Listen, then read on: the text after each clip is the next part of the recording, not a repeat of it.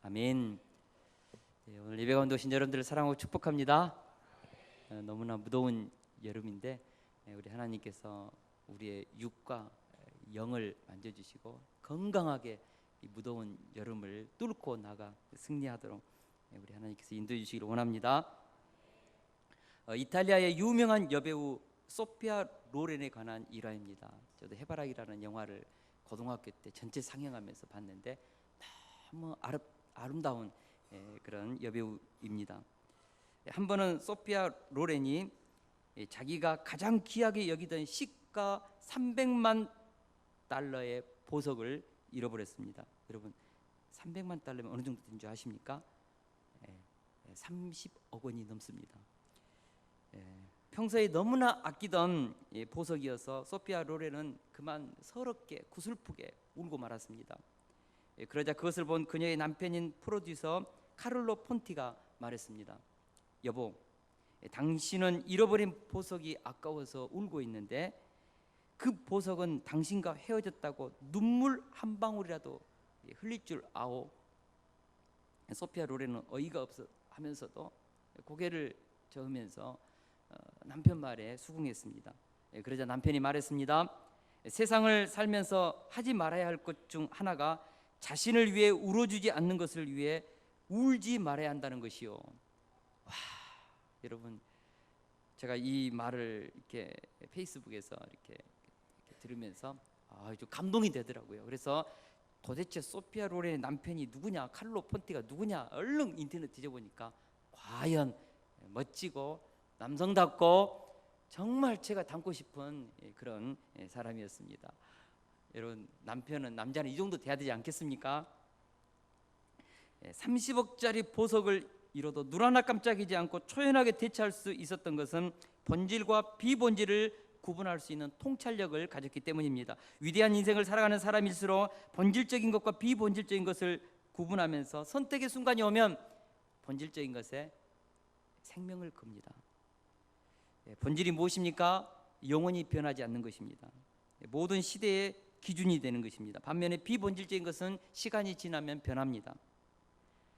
있으면 좋지만 없어도 무방합니다.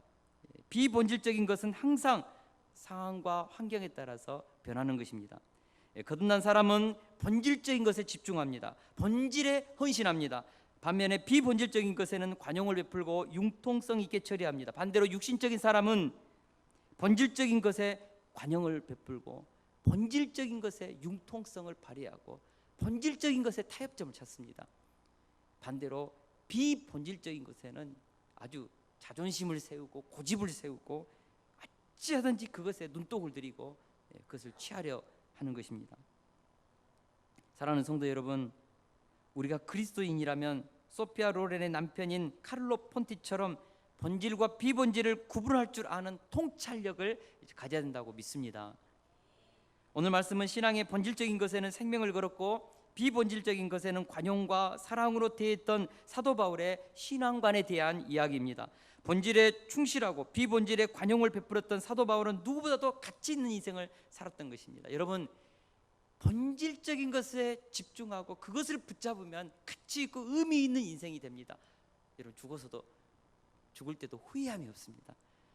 그러나 비본질적인 것에 인생을 매달고 거기에 집중하고 그것에 매달리는 인생은 솔로몬처럼 눈을 감을 때 헛되고 헛되며 헛되고 헛되도다.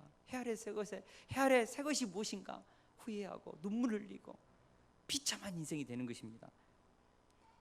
사랑하는 동역자 여러분, 오늘 사도 바울을 통하여서 본질적인 것에 생명을 걸면서 의미 있고 가치 있는 인생을 살았던 이 바울의 신앙관을 우리가 배우자는 것입니다.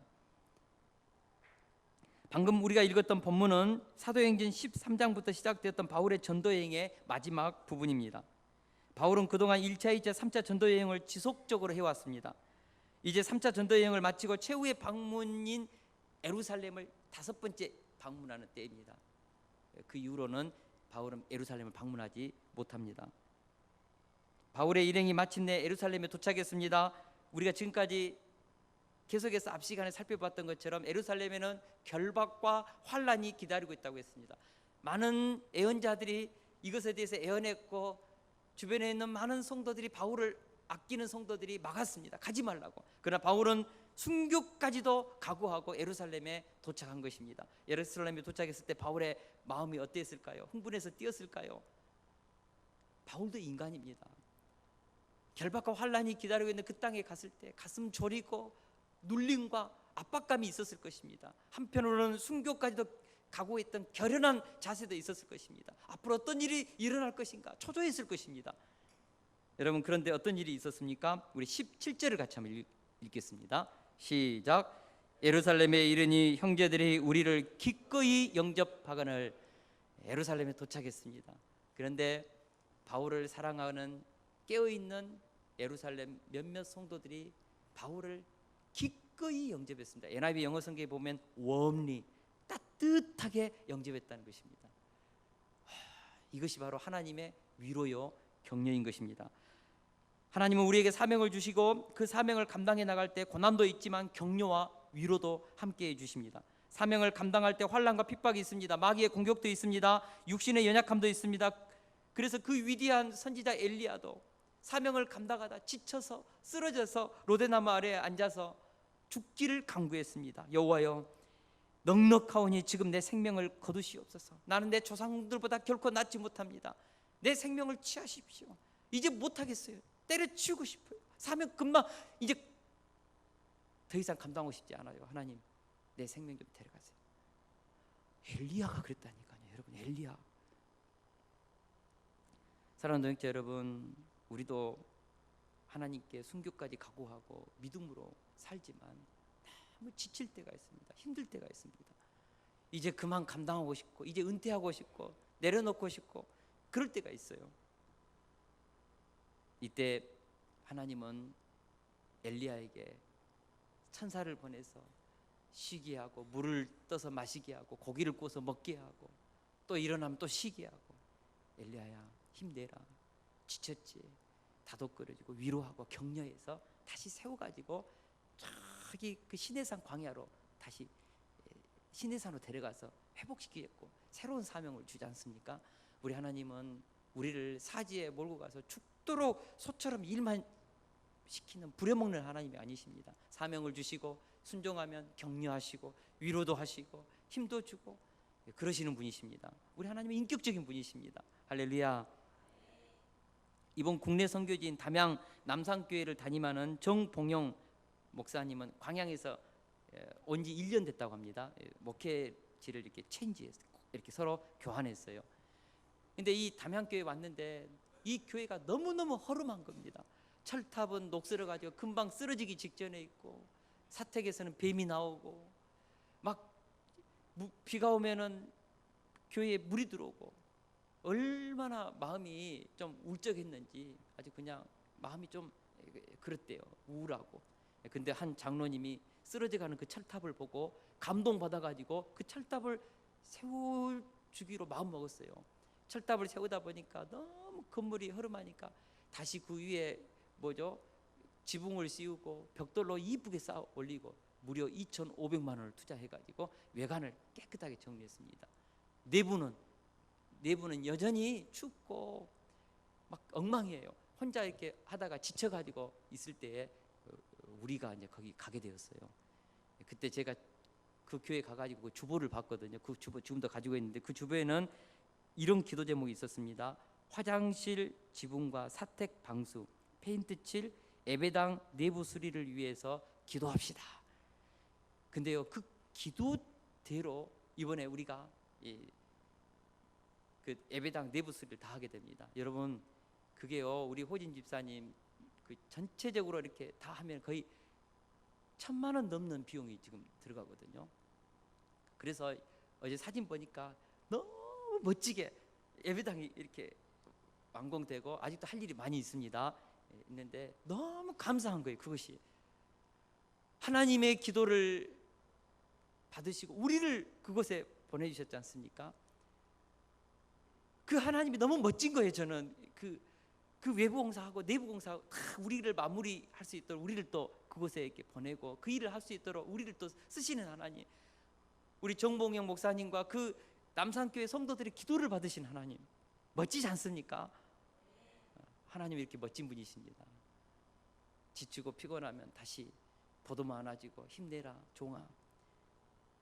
정말 80대 그 어르신들밖에 없는 그곳에서 새바람이 지금 일고 있습니다.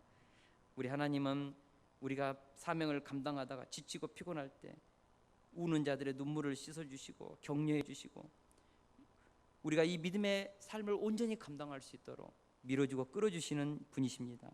저는 그래서 오래된 찬양이지만 이 찬양 너무너무 좋아합니다. 나의 등 뒤에서 나를 도우시는 주, 나의 인생 지치고 고나여 매일처럼 주저앉고 싶을 때 나를 밀어주시네. 일어나 걸어라, 일어나 걸어라, 내가 새 힘을 주리니.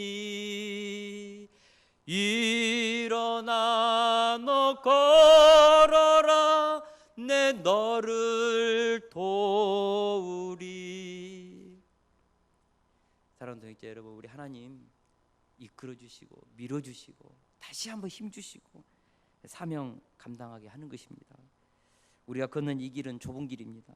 협잡하고 찾는 이가 드뭅니다. 그러나 믿고 결단하고 순종하고 나가면 우리 주님 도와주십니다. 여러분, 외로울 때가 있어요. 아무도 알아주지 않을 때가 있습니다. 그래 주님은 아십니다. 참고 견디면서 이 무더운 여름 뚫고 나갑시다. 좋은 아침이 올 것입니다. 신선한 새날이 올 것입니다. 할렐루야. 형제들의 따뜻한 환대를 받은 바울은 이튿날 당시 예루살렘 총회의 의장이었던 야고보의 집에 들어갔습니다. 당시 야고보는 예수님의 동생으로서 수제자 베드로와 함께 예루살렘을 이끌고 있었던 당대 최고의 영적 지도자의 위치, 오늘날로 말하면 총회장, 교황과 같은 그런 위치에 있었습니다. 바울이 야고보를 찾아갔을 때 거기에는 장로들이 다 모여 있었습니다. 바울은 먼저 마게도냐와 아가야 지방 3차 전도 여행 때 일어났던 풍성한 그 사역의 열매에 대해서 낱낱이 보고했습니다. 그리고 아가야와 마게도냐 지방에 다니면서 구제 헌금을 거두었던 그 헌금을 전달했습니다. 참 은혜로운 시간이었죠. 모두 다 하나님께 영광을 올려 드렸습니다. 참 저는 여기서 감동이 되는 것이 있습니다. 바울 사도가 3차 전도 여행을 있었던 모든 일을 오늘 본문에 보니까 어떻게 보고했습니까? 낱낱이 보고했다고 했습니다. 낱낱이, 자세히, 성실하게, 상세히, 마치 부하가 상관에게 보고하듯이 그렇게 했다는 거예요. 바울은 항상 그랬습니다. 사실 바울은 세계를 품고 섬기는 영적인 거장으로서 예루살렘 테두리 안에서 사역을 해온 우물 안의 개구리와 같은 예루살렘 지도자들 무시하기 쉬웠습니다. 지금 세계 역사는 거대한 변화의 소용돌이 속에 있습니다. 성령의 역사는 이방 세계를 향하여 돌진해 나가고 있습니다. 그런데 예루살렘 지도자들과 성도들은 아직도 유다이즘에 갇혀가지고 좁은 세계 속에서 복음을 해석하면서 자기 민족주의 안에서 그렇게 교회를 운영하고 세계 속에 일어나는 그 성령의 역사를 못 따라가고 있습니다. 바울이 얼마나 답답했겠습니까? 그럼에도 불구하고 사도 바울은 그들과 대화를 진지하게 시도합니다. 무엇보다 이방인들에게 나타나는 거대한 성령의 역사를 낱낱이 세밀하게 보고합니다. 바울이 이렇게 한 이유가 무엇일까요? 자존심 구기면서 한 이유가 무엇일까요? 헬라 중심의 이방 교회와 유대 중심의 예루살렘 교회와의 일치, 하나됨을 이루고자 하는 기도 제목이 있었기 때문에 교회를 하나로 세우기 위해서 그랬던 것입니다. 왜 분열되고 깨지고 나누어질까요? 겸손하게 대화하지 않기 때문에 그렇습니다. 서로가 만나서 세세하게 자신에게 일어난 사건들과 생각을 서로 나누지 않기 때문입니다. 많은 경우에 있어서 우리는 다른 사람이 생각하고 있는 것에 대해서 오해하는 경우가 있어요. 그것은 그 사람이 생각하고 있는 것을 직접 듣지 않고 제3자를 통해서 부분적으로 들었기 때문입니다. 교회 안에서 일어난 대부분의 인간의 갈등은 상대방과 대화가 없는 상태에서 건너뛰어서 다른 사람이 잘못 전해준 그 정보 때문에 오류를 일으켜서 관계가 깨지고 분열되는 거예요. 마치 아이들이 막 그냥 자기들끼리 했다가 자기중심적으로 막 부모님에게 막 얘기하지 않습니까? 근데 부모님들은 그거 다 액면 그대로 받아들이지 않지 않습니까? 아이들의 입장에서 자기의 입장에서 하는 이야기들을 걸러서 해석해서 이것을 이렇게 딱 분별해서 상황을 해야지, 막 아이들이 듣는 그대로 막 그렇게 하면은 이게 이상하게 꼬이는 것입니다. 사랑하는 성도 여러분, 그 사람의 본심은 이것인데 다른 사람을 통해서 전해 들은 사실은 상당히 왜곡되어 있는 경우가 대부분입니다. 이것을 보고 인지 오류라고 그래요. 인식 오류. 사건을 보는 것이 아니라 해석된 사람들의 말을 듣고 판단하는 경우가 얼마나 많습니까? 저는 역사학을 공부했기 때문에 역사의 사실도 그 자료를 해석하는 역사가에 따라서, 사관이 다른 역사가에 따라서 다른 역사 소설이 나온다는 것을 알고 있습니다. 똑같은 사건인데 해석하는 사람에 따라서 사건이 다르게 이렇게 들리는 거예요. 아다르고 어다르는 것입니다. 그래서 서로가 오해 없이 소통하는 길은 당사자를 만나서 이야기를 듣기까지는 남들을 통해서 해석된 내용을 듣고만 판단하는 것을 우리가 멈춰야 한다는 것입니다. 이런 부분에서 우리는 바울이 대화하는 법을 배울 필요가 있습니다. 바울은 자신에게 일어난 일을 낱낱이 부하가 상관에게 보고하듯이 예루살렘 그 어머니 교회에 찾아가서 보고했어요. 그렇게 하지 않아도 돼요. 그래서 낱낱이 보고했다는 말은 영어 성경에 보면 in detail, 아주 디테일하게, 세밀하게, 상세하게, 그런 뜻입니다. 대화는 자세하게 세밀한 감정의 교환이 있어야 돼요. 저도 가끔 오해하는 사람들의 말을 들을 때가 있습니다. 정말 어떤 말은 나의 가슴에 상처를 주는 경우도 있습니다. 그러다가 늘 나의 잘못된 생각을 돌이키면서 스스로 제 마음 가운데 이렇게 내뱉는 말이 있습니다. 그 사람의 본심이 아닐 것이다. 그분이 예수님을 사랑하고 있는데 분명 그분의 본심에는 무슨 이유가 있을 것이다. 이렇게 생각하면 대부분 나의 가슴에서 오해가 풀리고 자꾸 맴돌던 나쁜 생각이 물러가는 것을 봅니다. 저는 늘 단언해요. 저 우리 교회 성도들 중에 제 마음 가운데 미운 사람 한 사람도 없습니다. 진짜 없어요. 진짜 없습니다. 여러분, 미움이 생기면요, 이게 눈이 달라지고요, 얼굴이 달라지고, 이게 관리가 안 돼요. 마음 관리가 안 돼요. 미움 품고 어떻게 목회합니까? 어떻게 기도합니까? 우리가 하나님 앞에서 정말 서면서 자꾸 들려오는 이런 그 소리에 대해서 항상 우리가 인지 오류가 있다는 거, 해석된 내용이라는 거, 이거 우리가 감안하고 당사자가 만나서 진솔하게 이 대화를 나누기까지는 뭘 그치한다고요? 판단하는 것을 그치합니다. 할렐루야. 성숙한 사람입니다. 성숙한 사람. 저는 우리 세숫교회 안에 진솔한 대화의 문이 열리기를 원합니다. 상대방의 얼굴을 맞대지 않고 누군가로부터 건너들은 내용에 대해서 인지 오류를 일으키지 않기를 원합니다. 할렐루야. 그래서 정말 이렇게 밀실에서 소수의 사람들끼리 들은 것을 가지고 막 판단하고 비난하는 것은 잘못하면 뭘 일으킵니까? 공동체를 파괴하고 분열을 가져옵니다. 항상 우리가 어떤 말을 할 때는, 혹시 비판하고 하고 싶은 말을 할 때는 공개적인 석상에서 그 사람과 얼굴을 맞대고 얘기할 때는 상당히 건강한 에너지가, 삶의 성숙함, 진보가 있습니다. 저는 우리 교회 가운데 이런 진솔한 대화의 장이 많이 열리기를 원합니다. 초창기 우리 교회 가운데요, 그렇게 막 몇 사람끼리 모여가지고 막 말을 이렇게 만들어내는 것을 제가 나중에서 들었어요. 너무 가슴이 아팠습니다. 여러분, 항상 우리가 기억해야 될 것은 사실을 사실로 해석할 수 있는 것은 당사자와 만나서 그 사람의 생각하는 동기와 그 본심을 알기까지 섬세한 대화 없이는 우리가 함부로 판단할 수 없다는 것입니다. 저는 우리 교회가 한마음 한뜻 한비전을 품은 아름다운 공동체 되기를 원합니다. 그래서 우리가 이런 바울 사도와 같은 디테일한 대화의 장을 통하여서 우리 교회가 항상 하나 되는 은혜가 있기를 원합니다. 그런데 바울과 예루살렘 장로들과의 만남의 자리에서 좋지 않는 소식이 있었습니다. 우리 21절을 같이 한번 보겠습니다. 시작. 내가 이방에 있는 모든 유대인을 가르치되 모세를 배반하고 아들들에게 할례를 행하지 말고 또 관습을 지키지 말라 한 다음을 그들이 들었도다.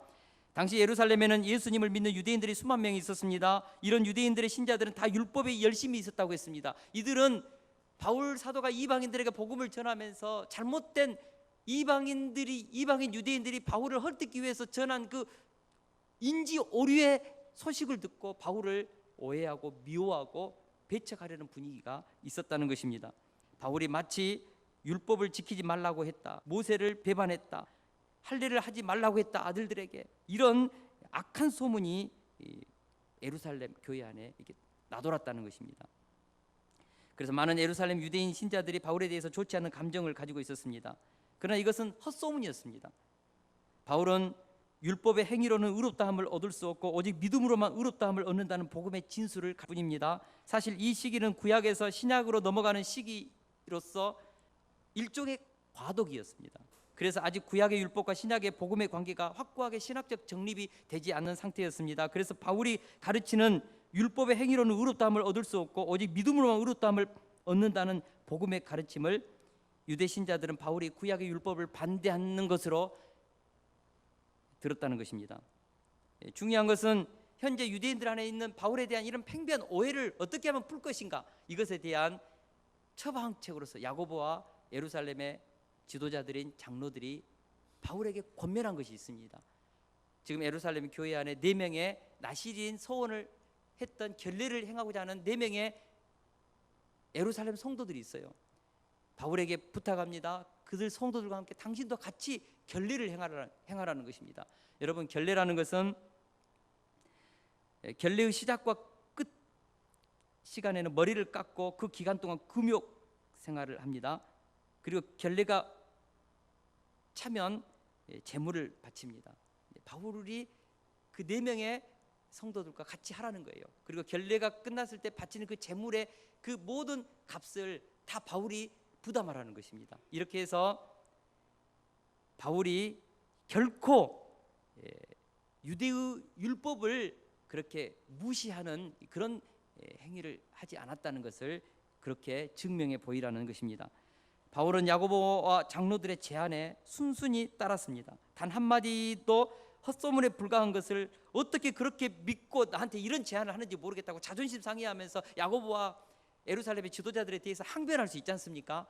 저는 너무나 바울이 서운했을 거예요. 자존심도 상하고 헛된 소문을 가지고 자신에게 이런 제안을 하는 예루살렘 지도자들에 대해서 굉장히 바울이 참 힘들었을 것 같아요. 그럼에도 불구하고 바울은 그들의 오해를 풀기 위해서 4명의 예루살렘 성도와 함께 결례를 행했습니다. 그리고 꽤 드는 결례 비용을 바울이 다 분담했습니다. 왜 이렇게 한 것입니까? 유대인의 관습을 지키는 것이 진리여서가 아니라 예루살렘 교회와 하나 되기 위해서였던 것입니다. 예루살렘 교회와 평화를 유지하고 싶었기 때문입니다. 무엇보다 바울은 이런 일로 인해서 복음이 방해받지 않도록 하기 위해서였습니다. 바울은 고린도전서 9장 19, 21절에서 이렇게 고백했습니다. 우리 같이 한번 읽어보겠습니다. 시작. 내가 모든 사람에게서 자유로우나 스스로 모든 사람에게 종이 된 것은 더 많은 사람을 얻고자 함이라. 유대인들에게 내가 유대인과 같이 된 것은 유대인들을 얻고자 하며 율법 아래에 있는 자들에게는 내가 율법 아래에 있지 아니하나 율법 아래에 있는 자같이 된 것은 율법 아래에 있는 자들을 얻고자 하며 율법 없는 자에게는 내가 하나님께는 율법 없는 자가 아니요 도리어 그리스도의 율법 아래에 있는 자이나 율법 없는 자와 같이 된 것은 율법 없는 자들을 얻고자 함이라. 아멘. 이해가 됩니까? 헷갈립니까? 정말 바울 위대한 사도입니다. 바울은 복음 안에서 교회를 세우고 더 많은 사람을 얻기 위해서 어떤 모양이든지 그것이 진리가 아니라면 비본질적인 것이라면 바울은 타협하고 융통성 있게 그렇게 할 수 있다는 것입니다. 자유인이었다는 것이죠. 참 자유인이었다는 것이죠. 겸손한 하나님의 종이었습니다. 사실 바울은 자기 주장이 강하고 강한 신념의 사람입니다. 2차 전도 여행 때는 마가 문제로 바나바와 정말 양보하지 않고 싸우다가 둘이 헤어졌지 않습니까? 바울이요, 고집이 보통이 아니에요. 우리가 잘 아는 것처럼 채찍에 맞고 감옥에 갇혔어도 찬양을 했던 사람입니다. 돌에 맞아 죽을 지경이 되었음에도 불구하고 깨어나자마자 복음을 위해서 루스드라 성으로 다시 가서 외쳤던 불사조 같은 그런 의지가 있는 사람입니다. 지금도 이미 죽기를 각오하고 예루살렘으로 들어온 바울이지 않습니까? 그렇게 많은 주변에 있는 사람들이 뜯어 말렸지 않습니까? 그럼에도 불구하고 비본질적인 요소들에 대해서는 기꺼이 타협할 줄도 아는 유연한 자세를 취했다는 것이 바울의 위대성입니다. 우리는 여기서 본질에 대해서 생명을 걸고 싸우지만 비본질에 대해서는 관용과 사랑을 베풀 줄 아는 품 넓은 바울을 배우게 되는 것입니다. 돌진만 하지 말고 돌아가기도 하라는 말이 있습니다. 본질과 비본질을 구분할 줄 아는 사람은 돌진해야 될 때와 돌아갈 때를 아는 사람인 것입니다. 그러나 본질과 비본질을 구분하지 못하면 무조건 돌진하려 합니다. 무조건 그냥 자기 생각이 맞으면 막 그냥 돌진해요. 근데 가만히 보면 뭐 때문에 돌진합니까? 자기 자존심 세우기 위해서. 어떻게 보면 그 안에는 자기 고집과 편협한 자기 아집이 들어있는 것입니다. 여러분, 항상 돌진한다고, 돌격 앞으로 잘한다고 해서 정말 좋은 것은 아닌 것입니다. 많은 사람들이 본질과 비본질을 구별하지 못함으로 분열과 나눔을 조장하는 것을 보게 됩니다. 본질은 무엇입니까? 서두에서도 말했던 것처럼 변하지 않는 것입니다. 비본질은 무엇입니까? 바뀌고 변화되는 것입니다. 복음은 본질입니다. 반면에 복음을 담는 교회의 제도는 비본질입니다. 하나님께 신령과 진정으로 예배하는 것이 예배의 본질입니다. 반면에 어떻게 예배할 것인가에 대한 방법론적인 예배의 순서는 비본질적인 것입니다. 만약 성경에서 예배를 이런 순서로 드리라라고 했다면 모든 교회가 그렇게 드려야 합니다. 그러나 성경은 신령과 진정으로 예배를 드려라 형식에 대해서는 제한하지 않았습니다. 시대와 문화를 쫓아서 환경에 따라서 신령과 진정의 예배의 본질을 지키면서 그것을 담을 수 있는 형식과 틀은 우리가 가장 합당하게 그렇게 만드는 것입니다. 처음 한국 초기 교회의 대부분은 기역자 교회였습니다. 여러분, 기역자 교회 혹시 가본 적 있으세요? 우리가 잘 아는 것처럼 조선은 유교 사회입니다. 남녀 7세 부동석이라는 강한 그런 남녀 구별이 있었지 않습니까? 그 초창기 때 교회가 세워졌을 때 어떻게 남자와 여자가 함께 옆에서 앉아가지고 예배를 드리냐고요. 그럴 수 없죠. 그래서 고안한 것이 기역자 교회입니다. 우편에는 남자가, 좌편에는 여성이, 가운데는 교역자가 이렇게 딱 해서 이렇게 예배를 드렸던 것입니다. 문화죠, 문화적인 것을 수용한 어떤 그런 비본질적인 예배의 그런 건물의 형태였던 것입니다. 처음 여성에게 남자 목사님이 세례를 준다는 것이 가능했을까요, 여러분? 제가 한국 초기 교회사를 보니까 첫 여성 세례는 어떻게 준 줄 아십니까? 휘장을 치고 나서 구멍을 뚫어가지고 머리만 이렇게 내게 해가지고 그 머리에서 이렇게 세례를 줬습니다. 진짜입니다.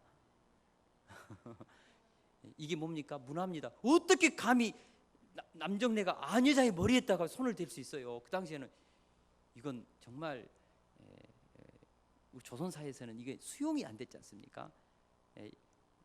시대가 조금씩 흐르면서 이런 것들이 조금씩 수용이 되고 남자와 여자가 함께 예배드리는 것이 수용이 되었습니다. 그러다가 의자가 교회에 들어오기 시작했습니다. 여러분, 그 당시 초창기에는요 전부 바닥에 앉아서 예배드렸습니다. 경건한 사람 무릎 꿇고 예배를 드렸을 것입니다.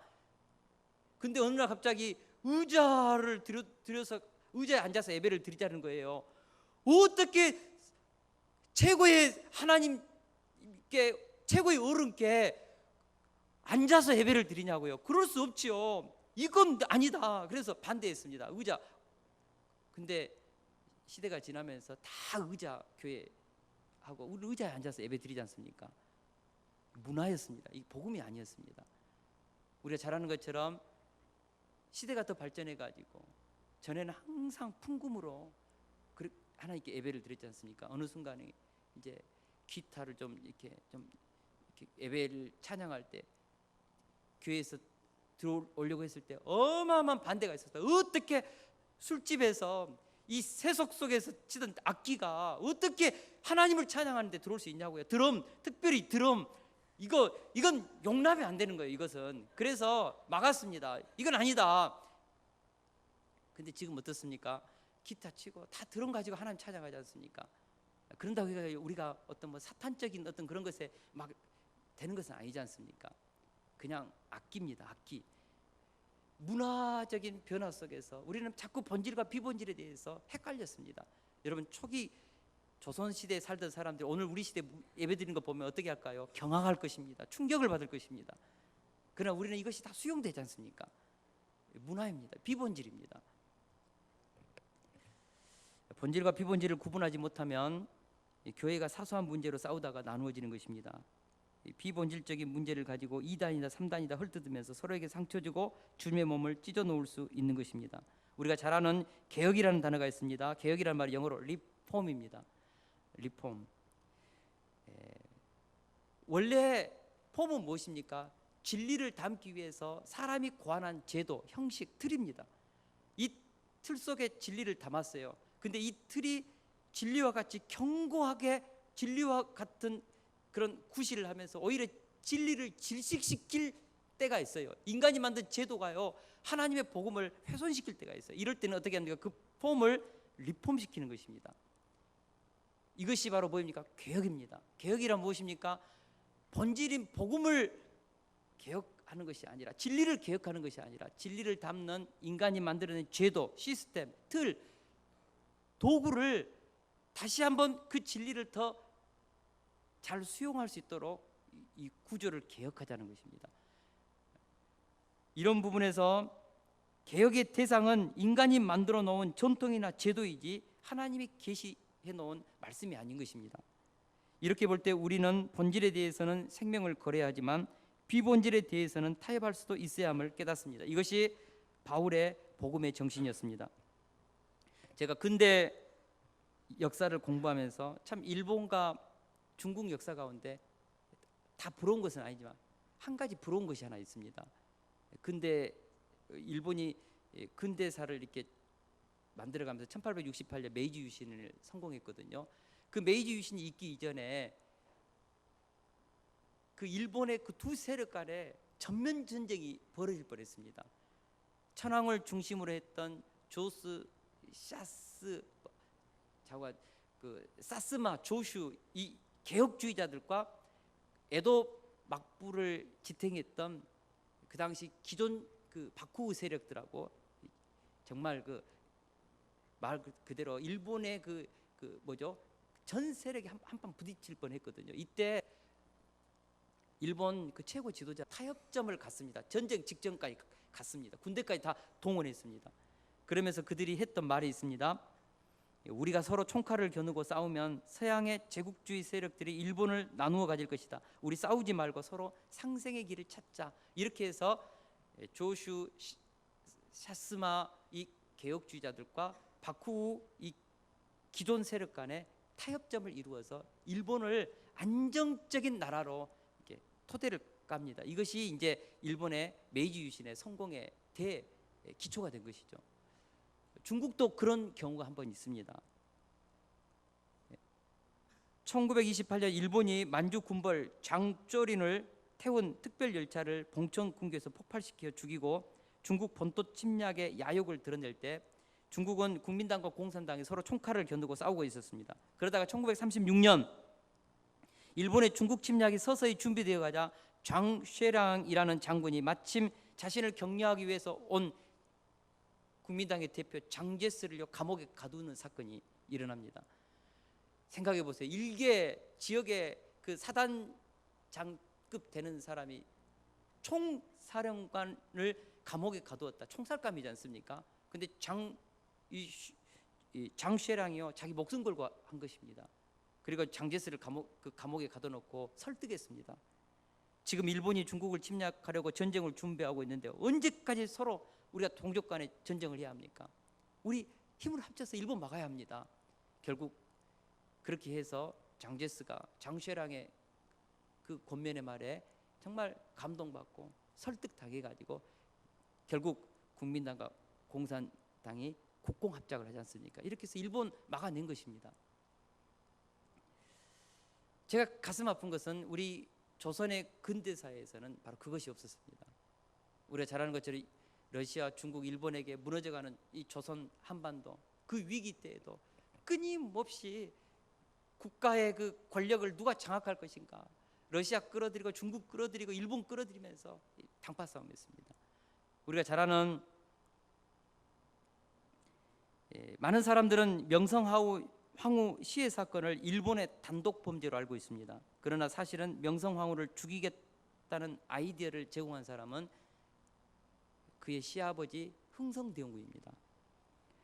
며느리와 시아버지가 서로 권력 다툼을 하면서 나라를 이리 쪼개고 저리 쪼개다가 결국은 국모를 시해하는 일에 시아버지가 가담한 것입니다. 물론 일본이 주도적으로 했지만 아이디어를 주고 거기에서 독려하고 했던 것은 흥선대원군이었습니다.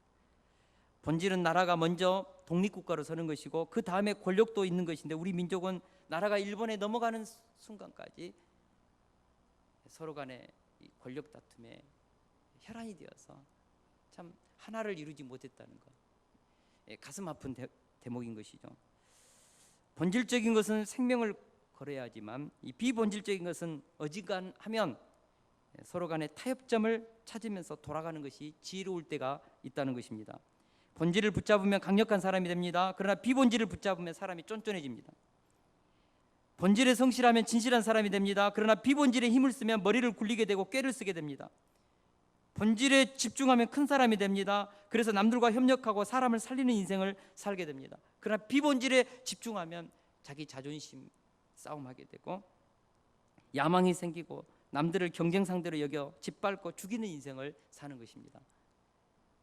그래서 성 어거스틴이 했던 유명한 말이 있습니다. 너무 유명하기 때문에 우리 같이 한번 읽어보겠습니다. 시작. 본질적인 것엔 일치를, 비본질적인 것엔 관용을, 모든 것엔 사랑을.